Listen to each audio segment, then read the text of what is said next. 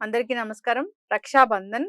So, అన్న చెల్లికి, అక్క తమ్ముడికి, అన్నా చెల్లెళ్ళు సో, ఇలాగా సోదరి సోదరీమణుల ప్రేమ అనురాగాలకి ప్రతీకగా జరుపుకుంటూ ఉంటారు రక్షాబంధన్, రాఖీ పండుగ. అయితే ఈ రాఖీ పండుగ వెనకున్న అసలు కథ ఏంటి? ఎలా జరుపుకోవాలని శాస్త్రం చెప్తుంది? పూర్తిగా తెలుసుకుందాం. మనతో పాటు ప్రముఖ హెల్త్ కోచ్ అండ్ ఆధ్యాత్మికవేత్త మంథ మాధురి గారున్నారు. మేడం నమస్తే అండి. నమస్తే లక్ష్మి. అంటే రక్షాబంధన్ నీకు నేను రక్షగా ఉంటానని అన్న, తమ్ముడు, మన సోదరుడు మనకి హామీ ఇవ్వడం. అన్నకి చెల్లి, అక్కకి తమ్ముడు అట్లాగా ఎవరికి వాళ్ళు. అయితే మనం ఎవరైనా వరుసకి అన్న అని పిలుచుకున్న, తమ్ముడు అని పిలుచుకున్న వాళ్ళకి కూడా కడుతూ ఉంటాము. నా కెమెరామెన్స్, నా గెస్ట్‌లు చాలా మంది నా గెస్ట్‌లే విక్రమాదిత్య గురువు గారు వీళ్ళందరిని కూడా నేను అన్న అని పిలుస్తాను. వాళ్ళందరికి కూడా రాఖీలు కడతా ఉంటాను. నేనైతే నాకు బ్రదర్స్ లేరు కాబట్టి. అట్లాగా ఈ రక్షాబంధన్ గురించి ఈ మధ్య కొన్ని ట్రోల్స్ కూడా అవుతున్నాయి. అమ్మో! గిఫ్ట్‌ల కోసం రక్షాబంధన్ వస్తుందంటే పారిపోతున్నారు అట్లాగా. దీని వెనకున్న అసలు కథ ఏంటి? ఎందుకు అది ఇంత ట్రోల్స్ లాగా అవుతుంది? ఏం మార్పు రావాలి? ఎట్లా జరుపుకోవాలి? ఈ రక్షాబంధన్ అనేది శ్రావణ మాసంలో పౌర్ణమి రోజున వస్తుంది. ఈ రక్షాబంధన్ ఏంటంటే ఇప్పుడు నువ్వు చెప్పినట్టు అన్నకి చెల్లెలు, లేకపోతే అక్కకి తమ్ముడు, ఒక రాఖీ. రాఖీ అనేది రక్ష. రక్షా సూత్రం అనమాట అది. దాన్ని రాఖీ అని తర్వాత కాలంలో పేరు వచ్చింది. కట్టుకుంటాం. అదేంటి వాళ్ళ తాలూకా ప్రేమకి, ఆప్యాయతకి, అనుబంధానికి మాత్రమే కాకుండా వాళ్ళ తాలూకా ఒక బాధ్యత కూడా ఉంటుంది అన్న కథలో. ఏంటంటే ఇది కేవలం అంటే మనం మామూలుగా అన్న చెల్లెలు కట్టడం అనేది సాంప్రదాయంగా వస్తున్నది. కానీ అన్న చెల్లెలే అక్క తమ్ముడే కాదు, ఎవరికైనా కట్టచ్చు. దానిలో అసలు అంతర్లీనంగా ఉండేది ఏంటంటే ఒక బాధ్యత, ఒక రక్షణ. రక్ష అంటే ఏమిటి? రక్షణ. బంధం అంటే ఒక బంధం అనమాట. రక్ష బంధనం చేయడం. అదేంటంటే అది కేవలం ఒక దారం మాత్రమే కాదు, జీవితాంతం నువ్వు నాకు రక్షగా ఉండాలని చెప్పే ఒక బాధ్యత దాని వెనకాతల. అయితే ఇది భారతదేశం అంతా జరుపుకునే ఒక పండుగ. ఇంతకు ముందర ఎక్కువగా ఉత్తర భారతదేశంలో జరుపుకునేవారు ఈ పండుగని. ఇప్పుడు మొత్తం ఇప్పుడంటే చాలా రోజుల నుంచి దాదాపు మనం కూడా అంటే ఈ మా చిన్నప్పుడు ఎక్కువగా నార్త్ ఇండియాలో చూసేవాళ్ళం. నేను కట్టేదాన్ని. నాకు 6-7 ఇయర్స్ వచ్చినప్పటి నుంచి నేను కట్టేదాన్ని. కానీ అప్పట్లో ఓన్లీ నార్త్ ఇండియాలోనే ఎక్కువ కనిపించేది. తర్వాత మొత్తం ఇప్పుడు ఇండియాలో అందరూ ప్రతి ఒక్కరూ కట్టుకుంటున్నారు, ప్రతి ఒక్కరూ చేసుకుంటున్నారు. తప్పేమీ కాదు. ఈ రక్షా సూత్రం అంటారు. ఇది కేవలము ఒక అన్నో చెల్లెలో కట్టడమే కాదు. మనం ఇప్పుడు ఏదైనా ఒక పూజ చేసుకున్నాం అనుకో, లేదా పెళ్లి అయింది అనుకో, కంకణాలు కడతారు, గుర్తుందా? మామిడాకో పసుపు కొమ్మ కట్టి పసుపు దారం కడతారు. అంటే ఏంటి? రక్ష అనమాట. ఆ దేవుడు నీకు రక్షగా ఉంటాడని, అయితే మనకు కట్టిన వాళ్ళకి మనం రక్ష అని, లేకపోతే వాళ్ళు మనకి రక్ష అని చెప్పే ఒక భావన. అలాగే ఇంకా ఏంటి, మన పెద్ద పెద్ద పూజలు అంతెందుకు, మన వరలక్ష్మి వ్రతంలో కూడా తోరం కట్టుకుంటాం. అది కూడా ఒకలాంటి రక్ష. అమ్మవారు మనకి రక్ష అనమాట. ఇది రక్షాసూత్రం అంటారు. అయితే ఈ రక్షాబంధనం అనేది ఎలా మొదలైందంటే దీనికి పురాణ నేపథ్యం కూడా ఉంది. ఒకసారంట శిశుపాలుని వధించే క్రమంలో శ్రీకృష్ణుడికి ఒక చిటికిన వేలికి గాయం అయిందట. చాలా రక్తం వచ్చేస్తూ ఉంటే ద్రౌపది అది చూడలేక చీర కొంగు చింపి ఆ కొంగుతో ఆ వేలికి కట్టుగట్టిందంట. అది చూసి నీకు ఈ రోజు నుంచి నేను రక్షణగా ఉంటాను ఏమైనా అని హామీ ఇచ్చాడట కృష్ణ పరమాత్ముడు. అందుకే ఆ రోజు నిండు సభలో ఆమె వస్త్రాపహరణకు గురైనప్పుడు వస్త్రాన్ని ఇచ్చి, అతి పెద్ద వస్త్రాన్ని అవతల దుశ్శాసనుడు లాగలేక మూర్చపోయాడు. అంత పెద్ద వస్త్రాన్ని ఇచ్చి ఆమె మానాన్ని కాపాడాడు. అయితే ఇంకొక కథ కూడా చెప్తారు. దశావతారంలో వామనావతారం తెలుసు కదా. వామనావతారంలో బలిచక్రవర్తిని విష్ణుమూర్తి కిందకి తొక్కేస్తాడు పాతాళానికి. తొక్కినప్పుడు అతని కోరిక మేరకు విష్ణుమూర్తి కూడా పాతాళానికి వెళ్ళిపోయి కాపులాగా బలిచక్రవర్తితో పాటు ఉంటాడు. అలా ఉన్నప్పుడు వైకుంఠంలో లక్ష్మీదేవి ఒకటే ఉంటుంది. ఆమె చూసి శ్రావణ పౌర్ణమి నాడు వెళ్ళి బలిచక్రవర్తికి రాఖీ కట్టి, రాఖీ కడితే ఇంకేంటి సోదరుని రక్ష అనమాట, రక్షాబంధనం రక్ష కట్టి, అంటే బలిచక్రవర్తి అడిగట్ట, నువ్వు ఈ రోజు నుంచి నా సోదరు అమ్మ, నీకేం కావాలంటే నా భర్త నాతో పాటు వైకుంఠానికి పంపించని తీసుకువెళ్ళిందట. అలాగే ఇంకొక కథ కూడా చెప్తారు.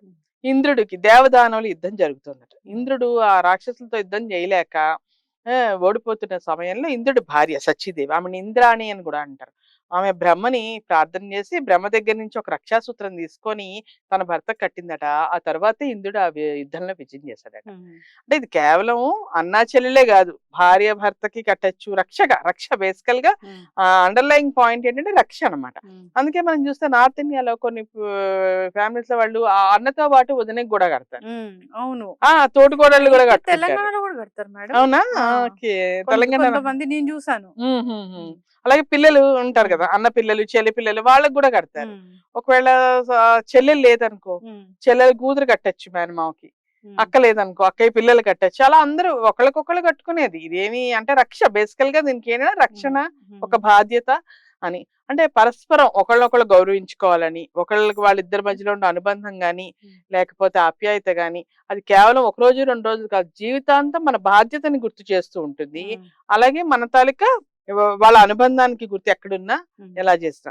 ఆ రోజు ఏం చేస్తారు, కొంతమంది ఏం చేస్తారు తెలుసా, నార్త్ ఇండియన్స్ ఫస్ట్ ఉదయాన్నే లేచి గుమ్మానికి శుభ్లాభం పెట్టి అక్కడ చిన్న దాచుడు కుచ్చులా దొరుకుతాయి, కలర్ కలర్వి బాగుంటాయి, అవి పెట్టి తర్వాత దేవుని మందిరానికి పెట్టి మందిరంలో ఉన్న కృష్ణుడికి కడతారు. ఫస్ట్ కన్నయ్యకి కడతారు. కట్టి ఆ తర్వాత ఇంట్లో ఉండే అన్నలకి ఒక పళ్ళెంలో అక్షింతలు అవి పెట్టుకు, చిన్న అక్క అయితే ఆమె దండం పెడుతుంది అన్నగారికి, ఒకళ్ళ అక్క అనుకో తమ్ముడు ఆమెకి దండం పెడతాడు. కుడి చేతి మణికట్టుకి రక్షాబంధనం కడతారు, ఓ స్వీట్ తినిపిస్తారు. అతని తాలూకి ఆయుష్కి, అభివృద్ధికి, ఆరోగ్యానికి, ఆనందానికి ఆమె ప్రార్థన చేస్తుంది. కట్టించుకోవడం ద్వారా ఆమెకి రక్షణగా ఉంటారని అతను అభవిస్తాడు. ఒక అండ అనమాట, ఒక భరోసా. అన్న ఉన్నాడు, రాఖీ కట్టాడంటే ఒక భరోసా, అంటే లైఫ్ జీవితాంతం నీకు నేను భరోసాగా ఉంటాననే ఒక హామీ అందులో. అదేదో ఒక దారమో ఒక అలంకారమో కాదు, అందులో ఒక సంకల్పం ఉంది, ఒక బాధ్యత ఉంది, అది గుర్తు చేయడానికి. అందుకు ప్రతి సంవత్సరం కడుతూ ఉంటాను. ఇవాళ రేపట్లో నార్మల్ గా అక్క చెల్లెళ్ళు అన్నింటికి వెళ్ళి కడుతుంది, పిలవక్కర్లేదు, బొట్టు పెట్టి అన్న రాఖీ నాడు వెళ్ళి కట్టాలి, ఆమె వెళ్ళి కట్టాలి. ఒకవేళ ఆమె వెళ్ళలేకుండా దగ్గరలో ఉన్నాడు అనుకో, తమ్ముడు రావచ్చు, రాకూడదు అనేమి, తమ్ముడో అన్నయ్యో రావచ్చు. ఈ రోజుల్లో ఎక్కడ పెడితే అక్కడ దగ్గరలో వచ్చే దూరాల్లో లేరు, అయినా గానీ వాళ్ళు డిజిటల్ యుగం కదా, చాలా ఫాస్ట్ గా కొరియర్ లో రాఖీలు పెట్టుకుంటున్నాం, లేకపోతే మన స్విగ్గీలో వాటిలో ఆర్డర్లు, ఇన్స్టామార్ట్ లో రాఖీలు వచ్చేస్తున్నాయి. అవి పెట్టుకొని వీడియో కాల్ లో మాట్లాడుకుని అలా మరి ఏం చేస్తాం, అందరికి ప్రతి సంవత్సరం కలవడానికి ఇంపార్టెంట్, కట్టడం అనేది ముఖ్యం. ఎక్కడున్నా వాళ్ళు బాగుండాలని ఈమె కోరుకుంటుంది, చెల్లెలు అక్క సోదరి, ఆ సోదరుడు కూడా ఆమెకి భరోసా ఇస్తూ తన కోసం చెల్లి అక్క తను ప్రార్థించారు, వాళ్ళ తరతాలకు అభివృద్ధిని కోరుకున్నారంటే అది మంచి విషయమే కదా. దానికి వాళ్ళు అన్నలు గాని లేకపోతే తమ్ముళ్ళు గాని వాళ్ళు అందుకోసం సంతోషించి ఇక కట్టినందుకు గానీ ఏదో కానుక ఇస్తారు. ఆ కానుక ఇంత అని ఫిక్స్డ్ కాదు, ఇదే ఇవ్వాలని.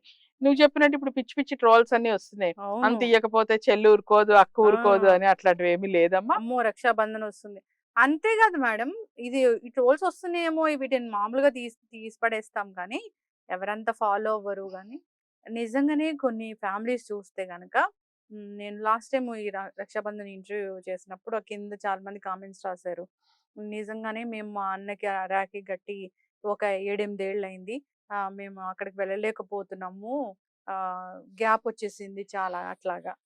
అంటే గ్యాప్ మిగతావన్నీ మనసులో పెట్టుకోకుండా ఆ రోజు వెళ్ళి కట్టేయటమే, అంతవరకు ఉన్న గ్యాప్ పోతుంది కదా. ఆడపిల్ల ఇంటికి వస్తే గబుక్కుని పొమ్మని ఎవరు అనరు. రెండో రోజు ఏవో వాళ్ళకి మధ్యలో ఏవో ద్వేషాలు వచ్చి ఉండవచ్చు, రాఖీ పట్టుకుని వెళ్తే ఆటోమేటిక్ గా అన్ని సమసిపోతాయి కదా.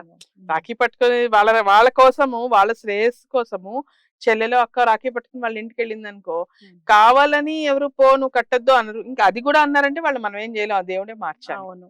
కానీ ఈ రోజున మా అన్నకి రాఖీ కడితే చెల్లి అన్న ఇద్దరు ఆ రిలేషన్ అనేది బలపడుతుంది కదా, బలపడుతుంది. ఒకవేళ ఏమన్నా చిన్న చిన్న అపార్థాలు ఏమన్నా ఉన్నా కూడా అవి ఒక రోజుతో మర్చిపోవచ్చు కదా.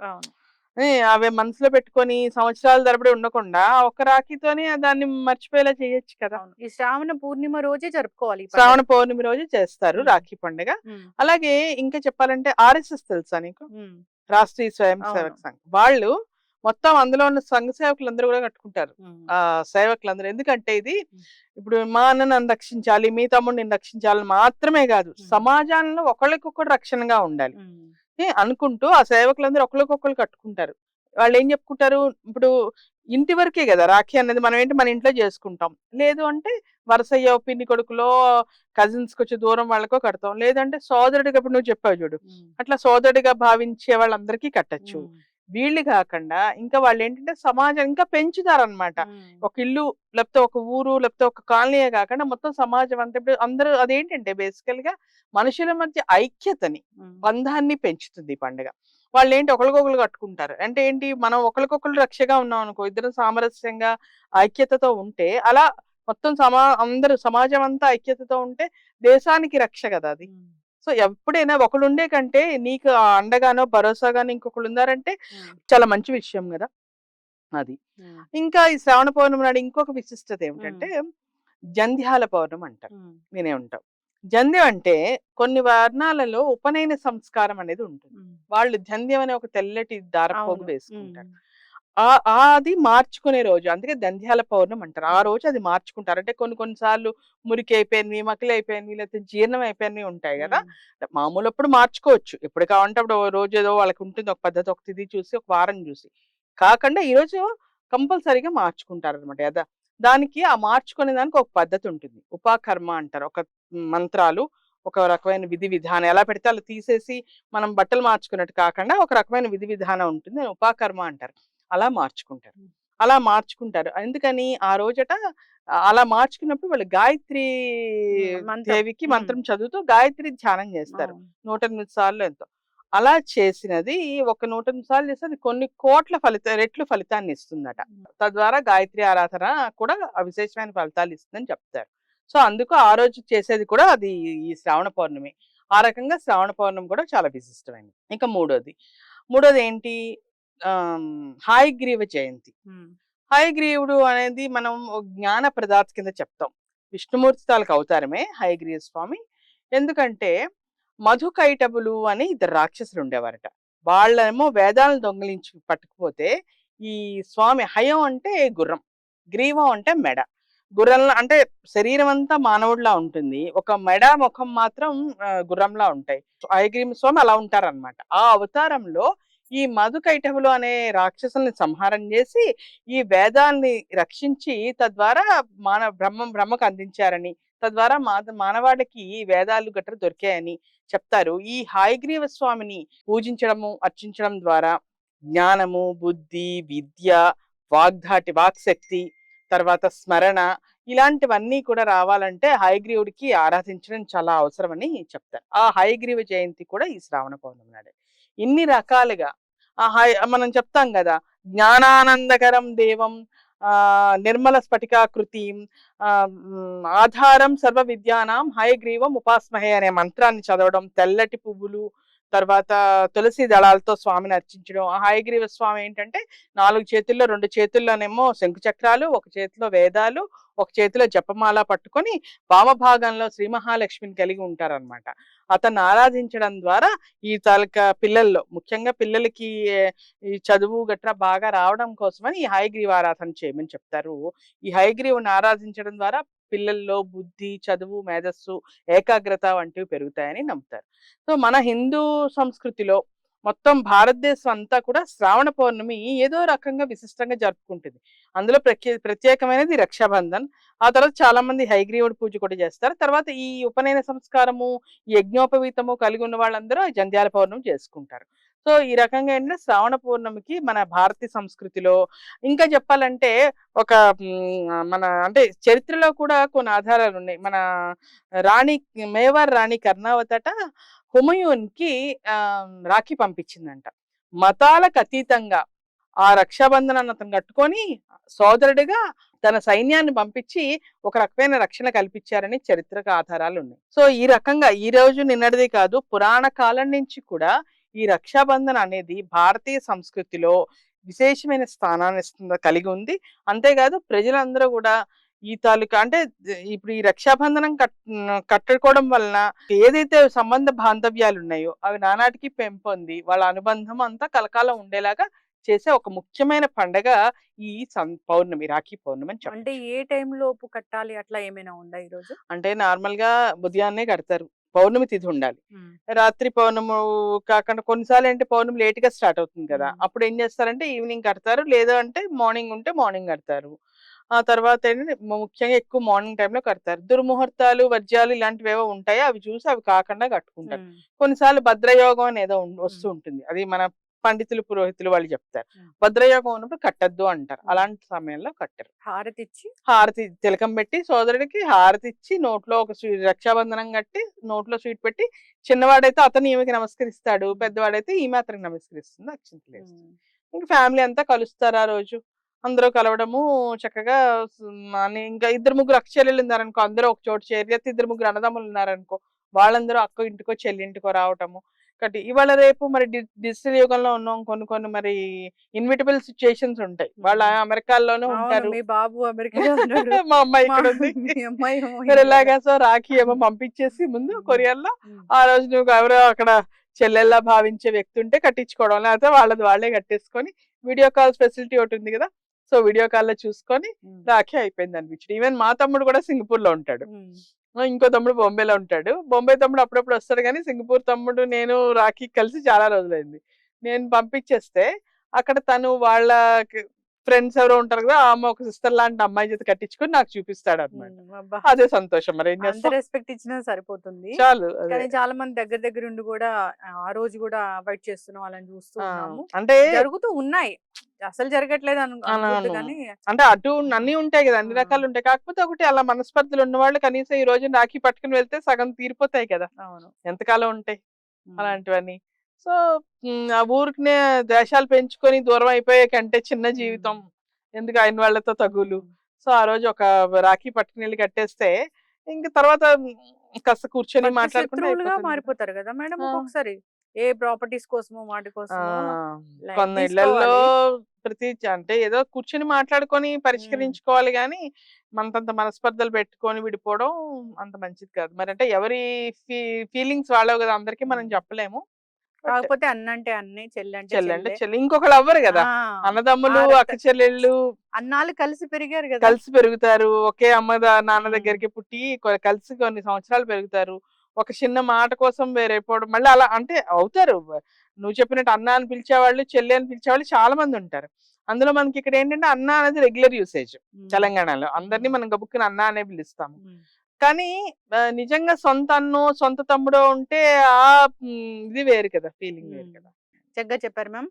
అందరికి కూడా రక్షాబంధన్ శుభాకాంక్షలు మరొకసారి. రాఖీ ఆర్టీవీ పౌర్ణమి. ప్రేక్షకులకి, మన కెమెరామ్యాన్లకి, మన చుట్టూ మనతో పనిచేసే వాళ్ళందరికీ, అందరు తమ్ముళ్ళే. అందరి తమ్ముళ్ళకి, అన్నలకి రాఖీ పౌర్ణమి శుభాకాంక్షలు. ఎస్, నమస్కారం. Thank you so much. ధన్యవాదాలు.